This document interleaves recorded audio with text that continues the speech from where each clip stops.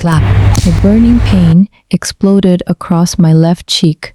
The force of the blow sent me stumbling backward. My ears rang, my vision blurred, and for a moment, I had no idea what had just happened. My backpack slipped off my shoulder and crashed onto the polished marble floor. Books and notebooks scattered everywhere. The hallway fell eerily silent. I slowly raised my hand to my throbbing cheek before looking up at the person standing in front of me. Jamie Carter, the queen bee of Blackwood Academy, the daughter of a billionaire hotel empire. With her perfectly styled blonde hair, flawless designer uniform, and icy blue eyes, she looked at me as if I didn't even deserve to breathe the same air. A smug smile curled across her lips. So, you really think a yellow girl like you has the right to steal the man who's meant to be with me? Whispers immediately spread through the hallway. Did she really just call her a yellow girl? This is getting ugly. I knew this was going to happen sooner or later. Jamie stepped closer. Her expensive leather shoe came down hard on the notebook that had fallen from my bag. You should remember who you are. You're nothing but a scholarship student. And me? My family has been friends with Ethan's family for years. Everyone at this school grew up believing we'd end up together. So tell me, what gave you the courage to get between us? I bent down in silence. I picked up my notebook, now stained with the mark of her shoe. I brushed the dust off the cover. Then I slowly stood back up. My cheek still burned, but my pride burned even more. I looked Jamie straight in the eyes. When I finally spoke, my voice was calm. Calmer than I expected. Jamie, other than being born into a wealthy family, what exactly are you better than me at?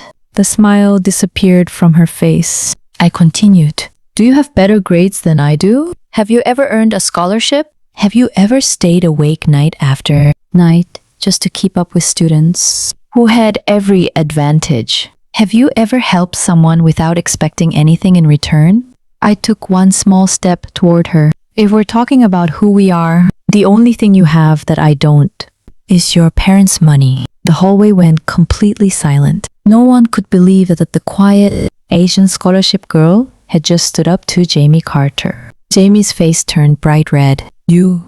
How dare you? She raised her hand to slap me again. But before her hand could reach my face, someone grabbed her wrist firmly. The entire hallway froze. A deep, calm voice broke the silence. That's enough. Just 2 words. But they were enough to stop everyone in their tracks. I turned around. Standing there was Ethan Harrison, the most admired student at Blackwood Academy, captain of the debate team, the face of every charity event on campus, the boy who always stood up for students from struggling families, the boy every girl dreamed about. Ethan's grip tightened around Jamie's wrist. His eyes were colder than I had ever seen. For the first time, Jamie looked afraid. Ethan, don't look at me like that. I'm only telling the truth. She's just a scholarship girl. A yellow girl. She doesn't belong here. Ethan slowly let go of her wrist. His voice was calm. Too calm. The only person who doesn't belong here is someone who thinks another human being is worth less because of the color of their skin. The hallway fell silent. Jamie bit her lip. You'll regret this. You come back to me. You always do. Ethan didn't answer. Instead, he quietly took off his navy blazer. Without saying a word, he draped it over my shoulders. Only then did I realize I was trembling. The red mark on my cheek was still burning. Can you walk? I nodded. Good. Let's get out of here. As we walked away, dozens of students watched us. Some were shocked. Some whispered. Some even smiled. It wasn't because Ethan was the richest student at Blackwood Academy. It was because everyone believed he was also the kindest. Over the past 3 years, he had organized charity events for children's hospitals.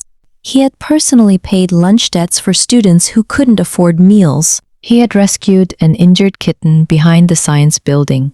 He volunteered every Christmas. Teachers praised him. Parents admired him. Students trusted him. At Blackwood Academy, Ethan Harrison wasn't just popular. He was the boy everyone wished they could become. As for me, I thought I had just met the kindest person in the world. I had no idea that every single thing I believed about him would one day be shattered. 8 months earlier, if someone had told me that the boy who had just defended me in front of the entire school would one day become the person I feared the most, I would have laughed.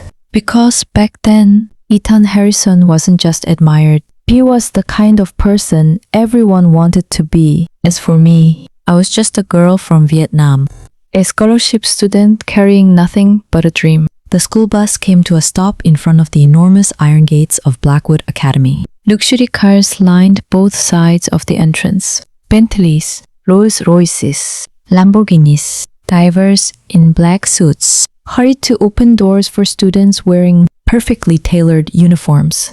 Then there was me. I stepped off an old yellow school bus with a single worn suitcase and a backpack my mother had carefully stitched back together after the zipper broke. I took a deep breath. So this is Blackwood Academy, the school I had dreamed about for years. The school that had awarded me a full academic scholarship after months of exams, interviews, and sleepless nights. The opportunity that had changed my family's life forever. Before I left Vietnam, my mother hugged me so tightly I could barely breathe. She smiled, but I could feel her tears soaking into my shoulder. She whispered, "Never be ashamed of where you come from. People may judge your accent, but they can never judge your character unless you let them." Those words stayed with me every single day. I tightened my grip on my suitcase and walked toward the front gate. Almost immediately, I could feel the stares, some curious, some cold, some openly mocking. A boy walked past me and laughed. Scholarship student? His friend glanced at my old suitcase. I guess they really let anyone in now. Several students laughed. I lowered my head for a second, not because I was ashamed, but because I promised myself I wouldn't let anyone see me cry on my first day. I kept walking, one step after another. No matter how heavy my suitcase felt, giving up had never been an option. Then, a strong gust of wind swept across the courtyard. The folder in my hands flew open. Dozens of documents scattered across the ground. Application papers, certificates, family photos. Everything was suddenly everywhere. Students simply walked around them. Some even stepped over my papers without a second glance. I quickly knelt down, trying to gather everything before they were ruined. Then, a pair of polished black shoes stopped in front of me. Someone bent down. A hand quietly picked up one of my papers. Then another. I slowly looked up, and for the very first time, I met Ethan Harrison. For a brief moment, the noise around me seemed to disappear. The laughter, the whispers, even the wind. All I could see was the young man kneeling on the ground, carefully gathering my papers, as if they were the most important thing in the world. He didn't seem bothered by the dirt on his perfectly polished shoes, nor did he care that dozens of students were watching him. He simply picked up each page, straightened the corners, and placed them neatly back into my folder. When he was finished, he held it out to me with a warm smile. "I think these belong to you." I quickly stood up, brushing the dust from my skirt. "Thank you. I'm so sorry." He looked at me, slightly confused. "Sorry? I made a mess." He glanced at the papers in my hands before smiling. "The wind made the mess. You didn't." For a second, I forgot where I was. No one had ever answered me like that before. "My name is Ethan." He extended his hand. "I'm Tuong. It's nice to meet you, Dong." He pronounced my name slowly, making sure he said it correctly. Most people didn't. Some never even tried. "You said it perfectly." He chuckled. "I practiced." I blinked. "You practiced?" I saw your name on the scholarship announcement last week. I didn't want to get it wrong. Before I could respond, a cheerful voice called out from behind us. "Ethan." 3 students hurried over. One of them threw an arm around his shoulder. "There you are. The principal is looking for you." We're about to start the welcome ceremony. Instead of leaving immediately, Ethan turned back to me. "Have you been shown around campus yet?" I shook my head. "Not yet." He looked at his friends. "Go ahead. I'll catch up." One of the boys laughed. Only you would volunteer to be a tour guide on the first day. Ethan simply smiled. Everyone deserves someone to welcome them. His friends exchanged knowing looks. That's why everyone likes you. As we walked across the campus, something surprised me. Every few steps, someone greeted Ethan. Morning, Ethan. Thanks for helping my brother yesterday. Good luck at the debate tournament. A security guard tipped his hat. Good morning, Mr. Harrison. Ethan smiled politely. Morning, Mr. Davis. He seemed to know everyone, and somehow, everyone seemed to admire him. At that moment, I couldn't possibly have known that meeting Ethan Harrison would become the beginning of the greatest mistake of my life. The days that followed passed faster than I expected. Blackwood Academy was nothing like my old school. The classes were harder, the expectations were higher, and almost everyone around me seemed to have grown up in a world completely different from mine. Some students drove sports cars before they were even old enough to vote. Others talked about skiing in Switzerland or spending summers on private yachts. Meanwhile, I spent every dollar carefully. Most afternoons, I stayed in the library until it closed. Not because I loved studying, because I couldn't afford to fall behind. A scholarship wasn't just an opportunity. It was a promise I had made to my family, and I refused to break it. One evening, as I packed my books into my backpack, someone pulled out the chair across from me. Mind if I sit here? I looked up. It was Ethan. The library is almost empty, I said with a smile. You don't have to ask. He laughed quietly. My mother taught me that asking is still polite. I couldn't help smiling. There was something effortless about talking to him. Unlike everyone else, Ethan never asked how much money my parents made. He never asked why my clothes weren't designer brands. He never looked at me with pity. Instead, he asked what books I liked, what subjects fascinated me, why I had chosen Blackwood Academy. For the first time since arriving in America, I felt like someone was seeing me, not my scholarship. Days turned into weeks. Without realizing it, Ethan and I began spending more time together. Sometimes we studied after class. Sometimes we debated history over lunch. Sometimes we simply walked across campus, talking about everything and nothing at all. People began to notice. So, Ethan and the scholarship girl? We didn't see that coming. I've never seen him spend this much time with anyone. I tried to ignore the whispers, but someone else didn't. Every time Jamie Carter saw us together, the smile on her face faded just a little more. She had always walked beside Ethan at school events. Now, she often found herself watching from a distance. One afternoon, as Ethan and I left the debate room together, Jamie stepped into the hallway. She smiled, but it wasn't a happy smile. It was the kind people wear when they're trying to hide something. She looked directly at me, then at Ethan. Can I borrow you for a minute? Her voice was calm, too calm. Ethan nodded politely. I'll catch up with you later, Tuong. I smiled. Sure. As I walked away, I couldn't shake the strange feeling that Jamie's eyes were still following me. At the time, I thought she simply didn't like me. I had no idea. She already knew something that I didn't. The weeks turned into months. Without realizing it, Blackwood Academy slowly began to feel like home.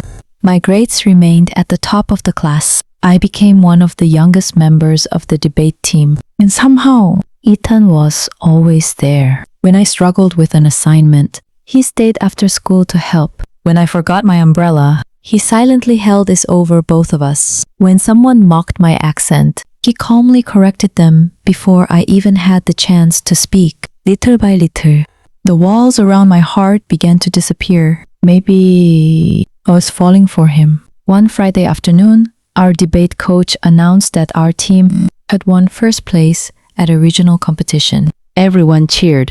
That evening, Ethan invited the entire team to celebrate at a small cafe just outside campus. It wasn't an expensive place. He said he preferred quiet conversations over fancy restaurants. We laughed, shared stories, forgot about school for a while. Everything felt normal. As we were leaving, Ethan suddenly stopped. Across the street, A little girl stood crying beside a broken bicycle. Without hesitation, Ethan crossed the road.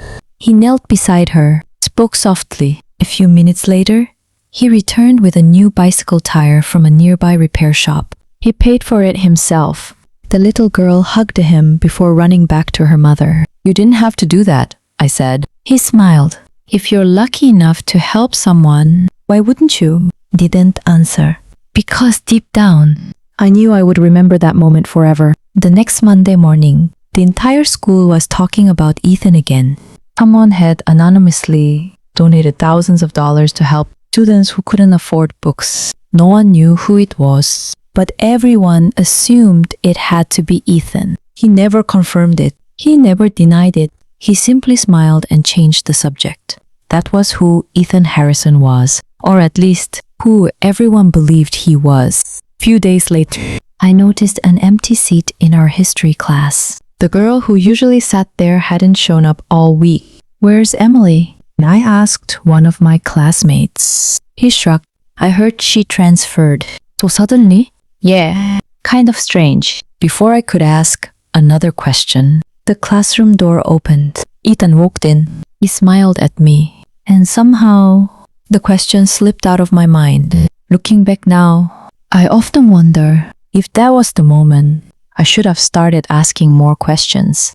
A few days after Emily disappeared, life at Blackwood Academy went on as if nothing had happened. Classes continued. The debate team practiced every afternoon. Students worried about exams, not people. I was the only one who kept thinking about her. One afternoon, I stopped by the administration office. "Excuse me," I asked the receptionist. "I was wondering if Emily Johnson transferred to another school." The woman looked up from her computer. "For privacy reasons, I'm not allowed to discuss another student's records." She smiled politely, but something about that smile felt rehearsed. "I understand." As I turned to leave, I noticed something strange. Emily's photo had already been removed from the debate team's bulletin board. It was as if she had never existed. That night, I couldn't sleep. Maybe I was overthinking. Maybe she really had transferred, but something didn't feel right. The next afternoon, Ethan found me sitting alone outside the library. "You've been quiet lately." I forced a smile. "Just tired." He sat beside me. For a few minutes, neither of us spoke. Then he asked softly, "Is this about Emily?" I looked at him surprised. "How did you know?" He smiled. "You've asked 3 different people about her." I laughed awkwardly. I guess I wasn't being very subtle.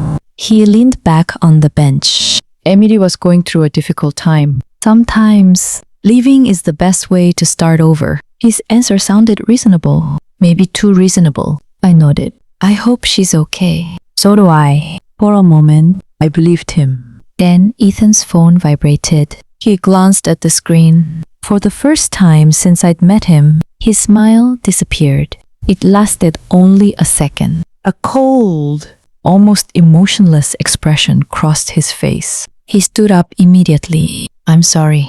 I have to take this." Before I could respond, he walked away toward the old greenhouse behind the science building. Something told me not to follow him, but something else told me I should. I waited a few seconds, then quietly stood up, keeping my distance. I followed him. As I approached the greenhouse, I heard Ethan's voice. It was lower than usual. Holder.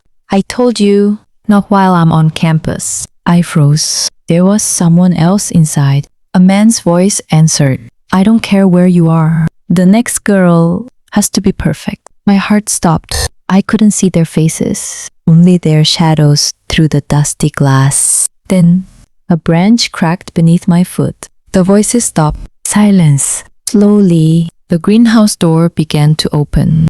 I didn't breathe. I couldn't. The greenhouse door creaked open. I turned and hid behind the thick trunk of an old oak tree. Footsteps echoed across the stone path. One pair, then another. A man in a black suit walked out first. His face was hidden beneath the shadow of a baseball cap. Ethan followed a few seconds later. The smile I had grown so familiar with was gone. His face was expressionless, cold, detached. The man handed Ethan a small envelope. Ethan slipped it into the inside pocket of his blazer. They exchanged a few quiet words before walking in opposite directions. I stayed hidden until they were both gone. My heart was racing. What was that? Maybe there was a perfectly innocent explanation. Maybe I had misunderstood. Maybe I was letting my imagination get the better of me. I repeated those words to myself all the way back to the dormitory. The next morning, Everything seemed normal again. Ethan greeted teachers with his usual smile. He laughed with classmates. He held the door open for a freshman carrying too many books. The Ethan I saw today looked nothing like the Ethan I had seen behind the greenhouse. Had I imagined it? During lunch, I was about to sit with Ethan when someone blocked my path. Jamie Cutter. She looked exhausted. There were dark circles beneath her eyes. For the first time, she didn't look like the confident girl everyone admired. She looked scared. We need to talk. I sighed. If this is about Ethan, I'm not interested. Jamie shook her head. no. This is about you. I tried to walk past her. She grabbed my wrist, not roughly, desperately. Please. Her voice trembled. Just listen. I pulled my hand back. You slapped me. You humiliated me in front of the entire school. And now you expect me to trust you? Jamie lowered her eyes. I know. I deserve your hatred. But if you keep getting closer to Ethan, you're going to disappear. I felt a chill run down my spine. What did you just say? She looked straight into my eyes. Slowly, clearly. There were other girls before you. They all trusted him. And now, no one even remembers their names. She reached into her bag, then placed an old photograph in my hand. 5 smiling girls, all wearing Blackwood Academy uniforms. Standing beside Ethan Harrison, I recognized one of them immediately. Emily. The other 4, I had never seen before. Jamie whispered, ask yourself one question, Thong. If they all transferred, why is there not a single goodbye photo? Not a single farewell post? Not one friend who ever talks about them? Before I could answer, the school bell rang. Jamie stepped backward. Her eyes filled with tears. Don't make the same mistake we did. Then she turned around and walked away. I looked down at the photograph. My hands were shaking because for the first time, I wasn't afraid that Jamie was lying. I was afraid. She was telling the truth. Jamie walked away. I stood there, staring at the old photograph in my hands. 5 smiling girls, 5 bright futures. Now, only one name remained. Emily. The others. It was as if they had never existed. I wanted to believe Jamie was lying. I needed to believe she was lying. Because if she wasn't, then everything I thought I knew about Ethan Harrison could be a lie. That afternoon, I skipped debate practice for the first time. Instead of heading to the auditorium, I went to the school library. If those girls had really studied here, there had to be records, yearbooks, newspapers, club photos, anything. For nearly 2 hours, I searched. Nothing. Not a single picture. Not a single article. Not even their names. It was as if someone had erased them completely. I leaned back in my chair, exhausted. Looking for something? The voice made me jump. It was Mrs. Wilson, the oldest librarian at Blackwood Academy. She had worked there for over 30 years. I hesitated and showed her the photograph. Do you remember any of these girls? Mrs. Wilson adjusted her glasses. For a moment, her face went pale. She quickly looked around to make sure no one else was nearby. Then she handed the picture back. You should stop asking questions. My heart sank. You know them. She didn't answer. Instead, she whispered, some doors are locked for a reason. Before I could ask anything else, she hurried away, leaving me standing there alone. That evening, as I walked back toward my dorm, I couldn't shake the feeling that someone was watching me. I turned around. No one. Just the wind moving through the trees. Maybe Jamie was wrong. Maybe I was imagining things. Then, my phone vibrated. Unknown number. One new message. If you want answers, check locker 217 before sunrise. I stared at the screen. No name, no explanation. Just one sentence. And somehow, I knew my life was about to change forever. What exactly are you looking for, Thuong? Ethan's voice was as calm as ever. The same gentle smile. The same warm eyes. If someone had walked past us at that moment, they would have thought he was simply checking on a friend. I slowly turned around. For the first time, I wasn't looking at the boy I had fallen for. I was looking at the stranger. I think you already know. He glanced at the newspaper clipping resting on the bench, then at the envelope in my hand. A faint smile crossed his face. I've been wondering when you'd start asking questions. Jamie immediately stepped in front of me. Don't listen to him. Isan sighed quietly. Jamie, I told you a long time ago. fear has a way of making people imagine things that aren't real. He looked back at me. Thuong, you trust evidence, don't you? Then wait for the truth. Don't let suspicion destroy innocent lives. For a brief second, a part of me wanted to believe him. That was the frightening thing about Ethan. Even when the cracks in his mask had begun to show, he still knew exactly what to say. I reached into my backpack. Without saying a word, I placed the flash drive on the bench between us. Then I placed Emily's photograph beside it. Finally, I laid down the newspaper clipping. 3 missing girls. 3 names. 3 lives that had simply vanished. Ethan stared at them in silence. His smile disappeared, not because he was angry, because he understood someone had survived long enough to tell the truth. At that moment, several cars pulled into the courtyard. The sound of doors opening echoed across the campus.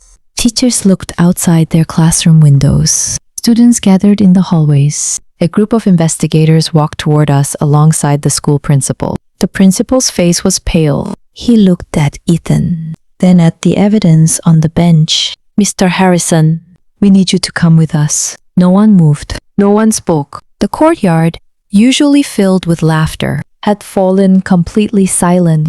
Ethan looked at me one last time. There was no panic, no pleading, only a long, quiet stare. Then he smiled. You were different. I frowned. What do you mean? His voice was barely above a whisper. You chose the truth instead of choosing me. Those were the last words Ethan Harrison ever spoke to me. The investigators escorted him away. Behind him, other members of the investigation entered the administration building. Offices were searched. Records were collected. People who had remained silent for years finally began to speak. What had been hidden behind prestige, wealth, and reputation could no longer remain hidden. As I stood there, watching the person I once admired disappear beyond the school gates, I realized something. The most dangerous lies are not the ones we hear. They are the ones we desperately want to believe. I closed my eyes, took a deep breath, and for the first time in months, I felt the weight on my heart begin to lift. But I also knew this wasn't the end. It was only the beginning of the truth. 6 months later, the gates of Blackwood Academy opened once again. Students filled the courtyard with laughter. It looked just like the day I first arrived, but this time, the silence had disappeared. The truth had won. Near the old oak tree stood a small memorial. 5 photographs, 5 young women, 5 dreams that deserved a future. I placed a single white lily beneath Emily's picture. I'm sorry, I whispered. I wish we had found the truth sooner. A gentle breeze carried the flower's petals across the grass. For the first time, the campus no longer felt haunted. Behind me, I heard familiar footsteps. Jamie. She stopped beside me. For a long moment, neither of us spoke. Then she quietly said, I've replayed that day 1,000 times. The day I slapped you. If I could go back, I'd do it differently. I looked at her and smiled gently. No. She frowned.